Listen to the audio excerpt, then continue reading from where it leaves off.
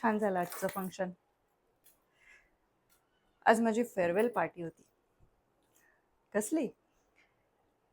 मी एक शिक्षिका आहे, पण सध्या मी पूर्ण रजा घेते. का?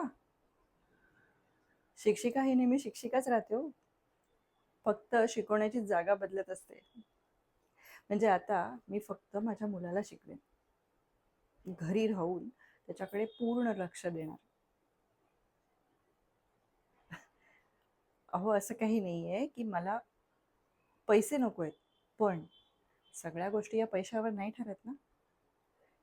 म्हणजे मला असा विचार नेहमी मनात यायचा की आपण आपल्या शाळेतल्या मुलांसाठी एवढं जीव ओतून काम करतो, त्यांचं आयुष्य घडावं, त्यांना एक चांगलं माणूस बनता यावं, एवढ्यासाठी आपण त्यांची सर्वांगीण प्रगती कशी होईल याबद्दल सारखं कार्यरत असतो. त्यांना जो मी वेळ देत आहे तसाच वेळ, तसाच क्वालिटी टाईम माझ्या मुलाला कोण देत असेल? मग सगळ्या निकषांवर मी तपासून पाहिलं आणि खरंच मला असं जाणवलं की एक आई आणि त्यात जर शिक्षिका आपल्या मुलासाठी वेळ देऊ शकली तर एक चांगला माणूसच काय, एक चांगला नेता, समाजाला पुढे नेणारा आणि समाजासाठी काम करणारा समाजाचा सेवक सुद्धा अगदी उत्तम घडू शकतो. म्हणूनच आता मी ठरवलंय की पैशाला पूर्ण महत्त्व न देता आपल्या ॲक्च्युअल ॲसेट्स म्हणजे मुलांकडे सुद्धा तेवढंच लक्ष दिलं गेलं पाहिजे.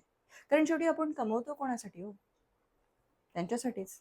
पण जे कमवलंय ते नीट उपयोगात आणता यावं आणि ज्या समाजाकडून ते कमवलंय त्या समाजाला सुद्धा थोडेसे रिटर्न्स देता यावे.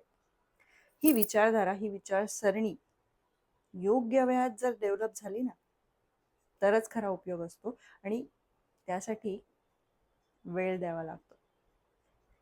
तुमच्या प्रायोरिटी बाजूला ठेवून त्यांचा विकास आणि त्यांची जडणघडण या गोष्टीलाच प्राथमिकता द्यावी लागते. त्याशिवाय होत नाही. म्हणतात ना, काही गमावल्याशिवाय काही मिळत नाही. तेच खरं आहे. जर तुम्हाला एक चांगला माणूस घडवायचा असेल, एक चांगलं रोप लावायचं असेल ज्याची छान फळं येणार आहेत, तर त्या मातीची निगा राखण्यासाठी शेतकऱ्यासारखं कसावंच लागतं. बरोबर ना? म्हणूनच आज माझी पूर्ण रिटायरमेंट लवकर झाली आहे. आता मी फक्त आई आहे. पण याचं मला अजिबात दुःख नाही आणि या माझ्या विचारांचं, या माझ्या निर्णयाचं स्वागतच होईल याची मला पूर्ण खात्री आहे. बघा, तुम्ही पण विचार करा की आपण जे वेळ या गोष्टीची इन्व्हेस्टमेंट करतोय ना त्याचे रिटर्न्स कसे येणार आहेत आणि ते येण्यासाठी आपण आत्ता ते कसे इन्व्हेस्ट करतोय.